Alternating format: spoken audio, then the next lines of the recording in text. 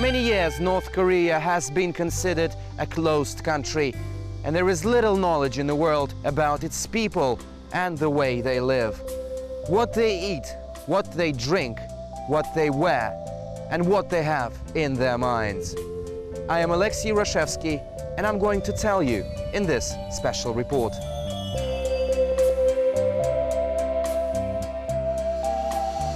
The camera spots a smiling North Korean girl. She's enjoying an intimate moment with her boyfriend in a Pyongyang park. It is quiet and peaceful here, just like it's in the rest of the country nowadays. But it hasn't always been this way.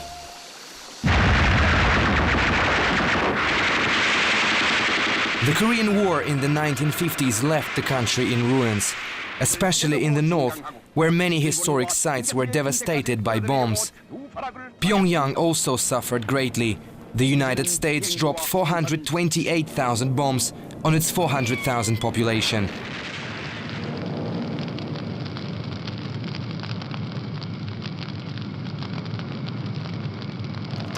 Official North Korean history credits this man, Kim Il-sung, with the country's subsequent rise from the ashes. 50 years ago, this young and energetic politician had overwhelming support. His speeches at demonstrations attracted hundreds of thousands.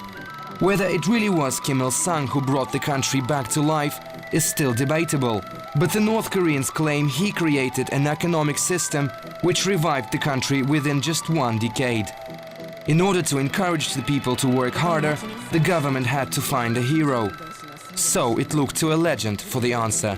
One ancient Korean myth tells about a wild horse named Cholima. It had wings and could cover 500 meters in just one leap. Not a single rider on earth could tame that stallion. So frustrated Cholima decided to look elsewhere. He made one final giant leap, which took him straight to heaven. This is the monument to Cholima rising above Pyongyang. It symbolizes North Korea's resurrection. The first 5-year economic plan of 1956 was called the Cholima Course. And it did have a positive effect. Up until the late 1970s, North Korea was economically ahead of its southern neighbor. Regeneration programs were carried out at swift pace. Now Pyongyang is reminiscent of Moscow in the early 1970s, a period seen as the golden age of socialism. It's an eclectic mix of the old and the new. High-rise buildings rub shoulders with traditional oriental houses and pagodas. Pyongyang is probably one of the cleanest capitals in the world. There's hardly any litter on the streets. And despite the fact that Kim Il-sung died in 1994, it still feels like he is alive in the hearts and minds of the people in Pyongyang. Pictures, posters and statues can be seen just about everywhere. The public continues to have endless respect for the late leader. He has become something of a legend, as did Vladimir Lenin in the Soviet Union. Maybe this explains why there's a portrait of the Soviet leader overlooking the central square in Pyongyang. Quite often, Kim Il-sung is depicted along with his son, the country's current leader, Kim Jong-il. The two even have flowers named after them, pink Kim Il-sung-hwa and red Kim Jong-il-hwa. They were gifts from Indonesia and Japan respectively. Many tourist attractions in North Korea are related to the eternal president, which is how Kim Il-sung is described here. Even the house where he was born in the Mansudae district has been turned into a memorial. North Korea also has a tremendous amount of museums and monuments. It takes special pride in them. But this is probably one of the most sacred places, the Museum of Friendship in the town of Myeongsan. Opening the main doors, which weigh in at a mammoth 4 tons, is quite a task. It's called a museum, but in reality it's an enormous treasury of gifts to North Korean leaders from all over the world, from ancient vases and statues to guns. This collection is one of its kind in the world. There are 200 halls in this museum, and over 160,000 items are on display. They were sent from 170 countries of the world, including the former Soviet Union. Like this gift from Joseph Stalin to Kim Il-sung, a bulletproof ZIS vehicle. It's 100% hand-built, and just a few were produced in the Soviet Union for top-ranking politicians. Here it stands alongside other motorized masterpieces, all donated by Soviet leaders and ministers. But this is an exhibition with a difference. Pyongyang's Museum of Liberation, a true storeroom for war machines. You can see dozens of Soviet trucks, guns, tanks and airplanes. Before and after the Korean War, the USSR supplied large amounts of armory to the socialist north. The museum also has space for the trophies of war. Here stand the remains of aircraft, nearly destroyed American AD-2 bombers. Their rusty skeletons serve to remind visitors about the horrors of the battlefield. But some military relics in Pyongyang are still in good condition. In January 1968, a US ship called USS Pueblo was allegedly gathering intel in North Korean waters. Suddenly it was detected by the raiders. Shots were fired in the open sea, and after a few hours of chase, the ship and its crew were detained by authorities. That incident nearly sparked another wave of confrontations between the United States and North Korea. After 11 months in North Korean prisons, the crew was released and came back home. But the ship has never been returned. Here it is. 39 years have passed, but Pueblo is still here in Pyongyang. Park In-ho was in command during the USS Pueblo's capture. He remembers everything that happened that night. We requested that the ship, which was disguised as a research vessel, be taken to one of our ports for a check and search. It refused and attempted to make its escape. We fired a warning shot, but the ship started firing back at us. We had to reply with gunfire. There you can see that some of our bullets hit the target. The ship's crew gave themselves up eventually, but one sailor continued to resist and was shot dead. Now the USS Pueblo has become one of Pyongyang's tourist attractions, and hundreds come here every day to see it. It now has changed its name. It's a part of a memorial complex called a monument to the great anti-imperialism victory. Why only a part? Because recently the site was expanded. This is the most recent addition to the memorial. Might look like a torpedo, but North Koreans claim it's a sophisticated spy mechanism which belonged to the United States. And they say it was captured only 2 years ago in North Korean waters. Now the country's relations with the West, the United States in particular, are still far from being smooth. The Bush administration has repeatedly expressed concerns about North Korea's nuclear program. The US president even described it as an axis of evil. Six-party talks on making the peninsula a nuclear weapon-free zone have been held a number of times. But so far, a general consensus of agreement has not been reached over the issue. While the United States and other Western powers have a whole range of means of influence on Pyongyang, diplomatic, political, economic, and even military, North Korea has none of those. And it keeps on pointing at what it believes is pressure from the West. The only way they can show their resistance is through saber rattling. In July 2006, North Korea test-launched Taepodong-1 and Taepodong-2 ballistic missiles, putting the whole world on edge. The UN Security Council called an emergency meeting and signed a resolution condemning the nuclear testing. North Korea rejected the move, however, saying the launch was simply a part of everyday self-defense training. On October 9, 2006, the tension escalated. North Korea claimed it had successfully tested a nuclear bomb at an abandoned mine in the northeast of the country.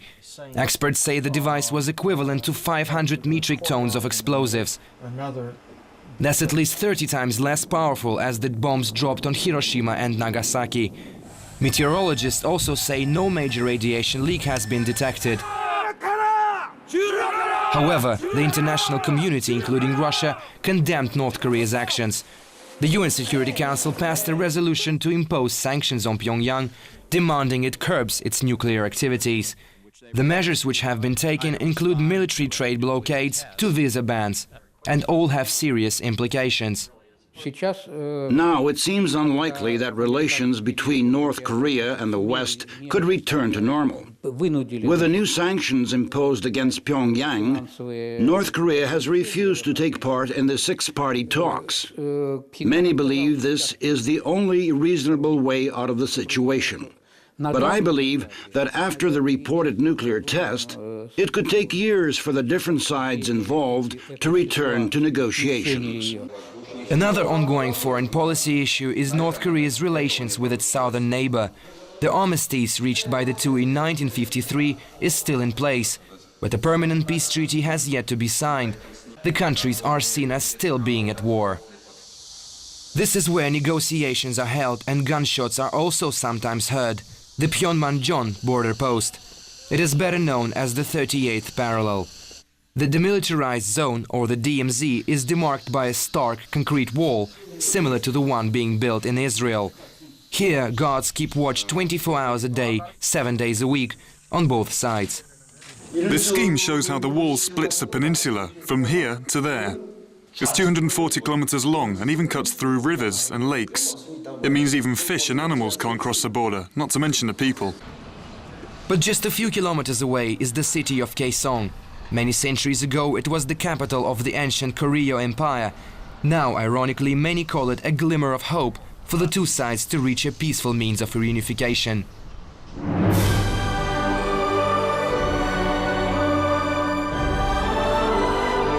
A new millennium has arrived. A new dream will come true. Stand in the center of the economy of the Far East. Unite the South and the North. The dream is coming true at Kaesong Industrial Park. This is a promo clip of the Kaesong Industrial Park, the first major collaborative economic project between North and South Korea. Located north of the DMZ, it has direct road and rail access to Seoul. Its construction started in June 2003, and a year later the industrial park was opened. Now more than 30 South Korean companies are building factories here, which will produce goods from shoes, clothes and watches to machinery. This is what it's going to look like on its projected completion in 2012. It's expected to employ up to 700,000 people. After 2 years of work, we have done a lot, and this job is a massive opportunity for the people working here. The salaries here are good. It is a good move for both sides. Cheap labor in the south, a revitalized economy in the north. The estimated profit margin is billions of US dollars. The Kaesong Industrial Park is just one sign of the changing times, that North Korea is becoming more open. Another is that recently the country eased its strict visa regime. Now tourists from all over the world can easily come here. Meet Malia Everay. She's a human rights activist from San Francisco. She came here on what she describes as a business and leisure tour. Malia believes that North Korea is one of the world's hidden gems. As a North American, you're always talking about, or you hear about US aggression and stances against North Korea, and it kind of, how would I say it, reverses a lot of the imagery and a lot of the discourse that you hear.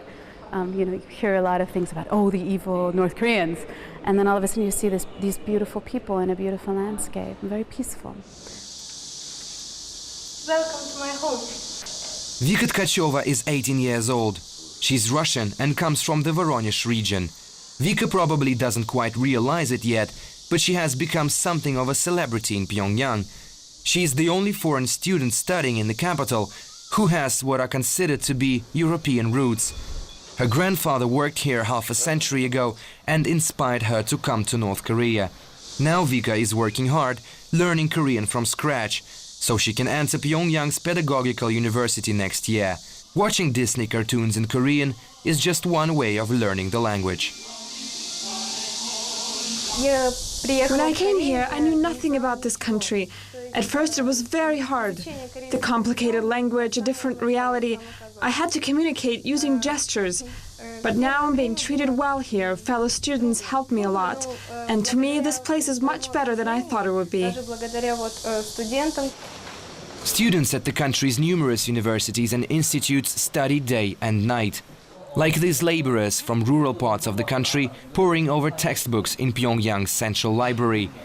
And it has become much easier to study now, as students use computers with internet access. Sung Champa is fifth-year student at Pyongyang's Polytechnic University. She believes her education gives certain guarantees and that she will get a good job when she graduates. You know, it's not a secret that we're living in a high-technology world, and you have to learn how to work with it to survive. I'll become an IT engineer after graduation, and I know that people in my profession are increasingly in demand every year. North Korea is one of the few countries where the pioneers movement still lives on. For many years, it also existed in the Soviet Union. It's a children's organization which prepares them for the outside world. They join at the age of 9. The children are taught to walk in straight lines and wear red ties, which is a distinctive feature of the organization. The pioneers meet after school in different social groups. This is where their love of the arts is being fostered.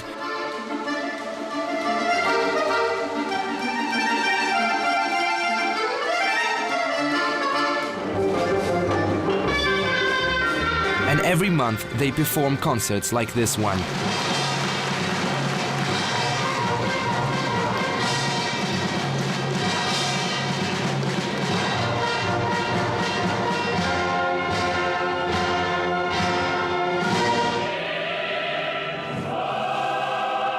But this is a top artistic achievement for each and every one of these youngsters, the Ariran, a colorful festival held every year on the 15th of August. It takes place at Pyongyang's May Day Stadium, one of the largest in Asia. More than 100,000 people stage a spectacular dance after months of rehearsals. Each part of the festival represents a certain period of Korean history. The dancers wear diverse traditional costumes, which all differ in some way. As in education and public performances, the North Koreans are hard workers across the board. They have managed to execute the extremely difficult task of building an underground system in Pyongyang. The capital's hilly landscape was just one stumbling block which had to be overcome. The workers literally had to dig through solid rock to create the tunnels. Now the two-line metro has become one of the most popular modes of public transport. However, its passenger turnover isn't that high. Pyongyang's underground looks just like in Moscow. It's spacey and very clean. There's only one difference. It's not as heavily crowded during the rush hour. And I'm about to take a ride.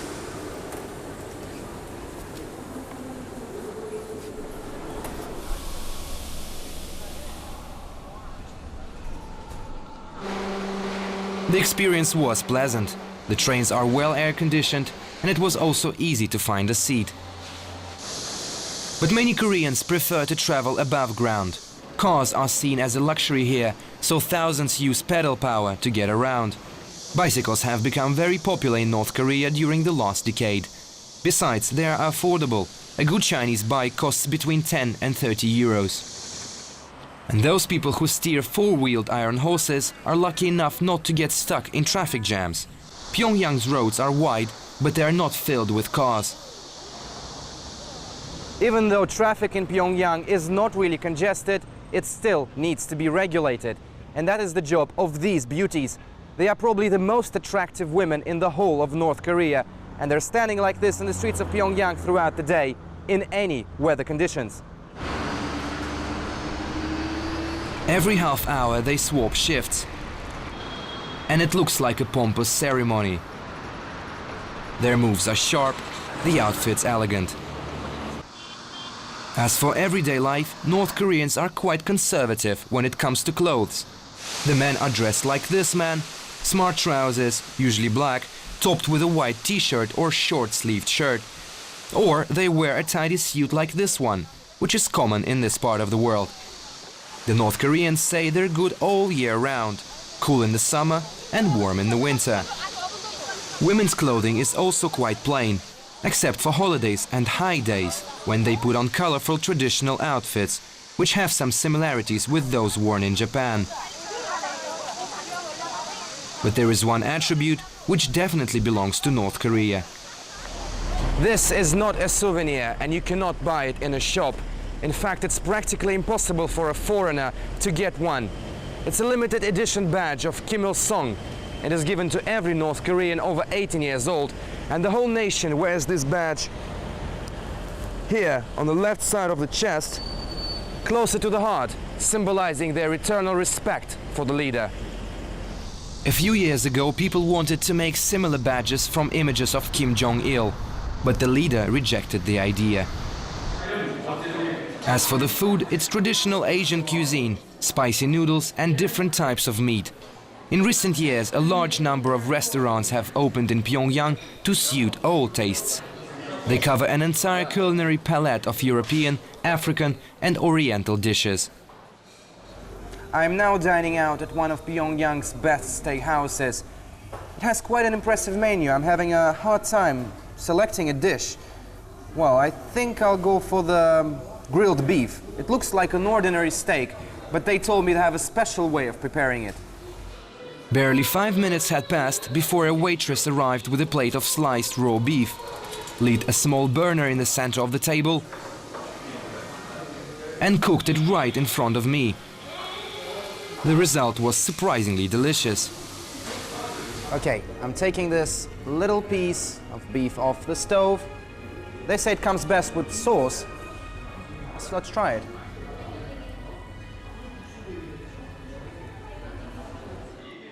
When it comes to alcohol, the North Koreans do not seem to be a nation of drinkers.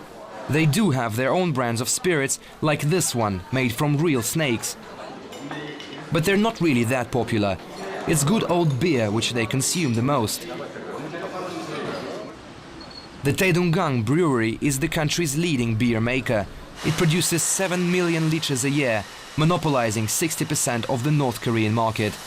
Modern brewing technology combined with years of experience. Most of the factory staff trained in St. Petersburg, Russia's northern capital. This is Pyongyang's finest lager, and it just came from the brewery. I think I'm about to try it.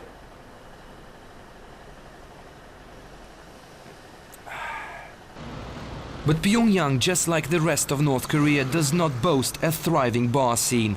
Most restaurants close at 10 in the evening and there's practically nowhere to go on a Friday night. But this does not seem to pose too many problems. People have found other ways of entertaining themselves.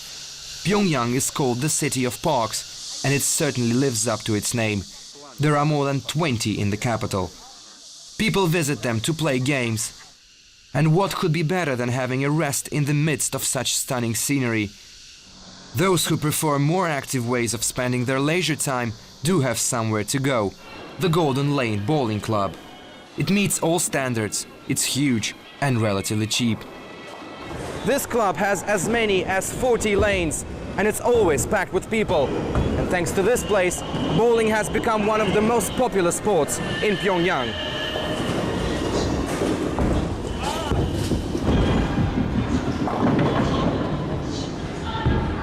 Well, I wasn't informed this time to hit out a strike, unlike the newly formed North Korean national bowling team.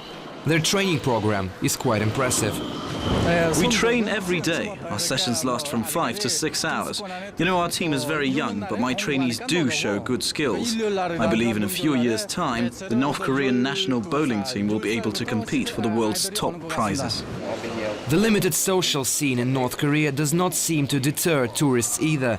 Malia Everett explains why she came here, despite the apparent lack of things to do. And I think that is very interesting to many people who've perhaps traveled to many other countries around the world and are looking for something very unique. So if some people want a Club Med vacation and hang out on the beach or something like that, then maybe this isn't the place for them.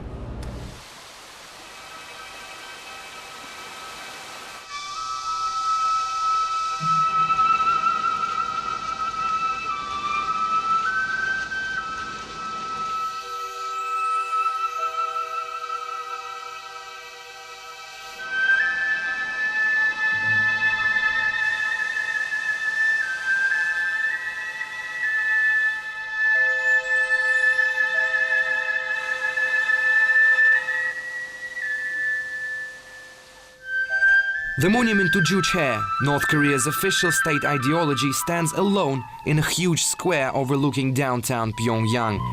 In Korean, Juche means self-reliance, where one has to depend on one's own strength to make both the self and the country stronger.